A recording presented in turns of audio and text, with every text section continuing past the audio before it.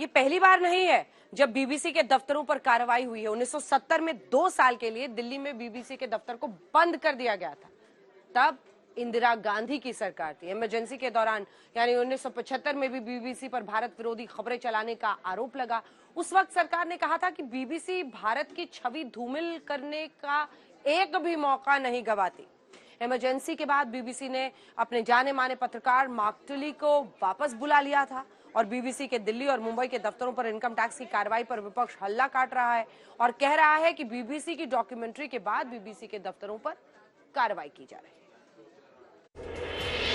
हम आपको बता दें कि बीबीसी के दफ्तरों पर इनकम टैक्स की रेड पड़ने से पहले देश के गृह मंत्री अमित शाह का एक इंटरव्यू प्रसारित हुआ, जिसमें वो बीबीसी की विवादित डॉक्यूमेंट्री का जिक्र भी करते हैं। देखिए, सत्य जो होता है इस पर 1000 कॉन्स्पिरेसी कर लो, कुछ नहीं होता है।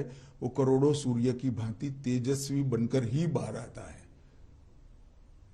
ये तो मोदी जी के पीछे 2002 से कर रहे हैं और हर बार मोदी जी मजबूत होकर, सच्चे बनकर और जनता की ज्यादा लोकप्रियता हासिल कर बाहर आए हैं। सवाल है कि क्या बीबीसी डॉक्यूमेंट्री के विवाद के बाद ही बीबीसी के दफ्तरों पर रेड डाली गई?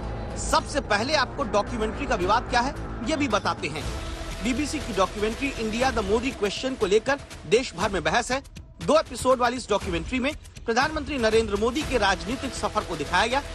फिल्म पर विवाद इसलिए हुआ क्योंकि इसमें 2002 के गुजरात दंगों के दौरान नरेंद्र मोदी की भूमिका पर सवाल उठाए गए। उस दौरान मोदी गुजरात के मुख्यमंत्री थे।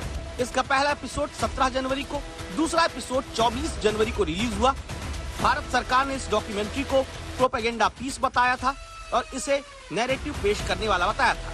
सरकार ने डॉक्यूमेंट्री के लिंक्स को ट्विटर और यूट्यूब से हटाने के निर्देश भी दिए। बीबीसी के दफ्तरों पर रेड को कांग्रेस बीबीसी की डॉक्यूमेंट्री से जोड़ती है और इसे अघोषित आपातकाल भी बताती है। यहाँ हम जेपीसी की मांग कर रहे हैं अडानी के मामले में और वहाँ सरकार बीबीसी के पीछे पड़ी हुई है। विनाशकाले विपरीत बुद्धि। बीबीसी का जो इतिहास है कलंकित, काला, द्वेष भावना से भारत के खिलाफ कार्य करने का रहा है और कांग्रेस पार्टी को सबसे पहले तो ये याद करना चाहिए किस तरह से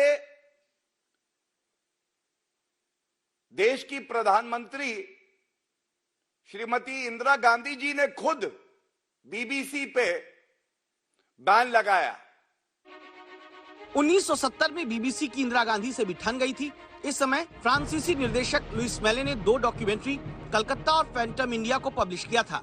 इन दोनों डॉक्यूमेंट्रीज में भारत में रोजाना की जिंदगी दिखाई गई थी।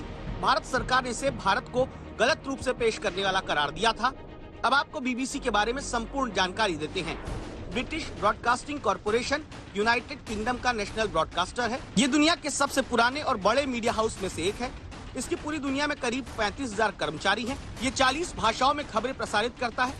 18 अक्टूबर 1922 को बीबीसी की शुरुआत एक प्राइवेट कंपनी के तौर पर हुई। 1926 में से यूनाइटेड किंगडम ने सरकारी संस्था बनाया। तब से आज तक बीबीसी रॉयल चार्टर के तहत संचालित होता आ रहा है। बीबीसी के दफ्तरों में इनकम टैक्स सर्वे को लेकर पहले कांग्रेस हमलावर हुई, उसके बाद अखिलेश यादव आए। टीएमसी सांसद महुआ मोइत्रा भी आरोप लगाने लगती हैं। अब बीबीसी दफ्तरों पर सर्वे को लेकर सियासी संग्राम छिड़ा।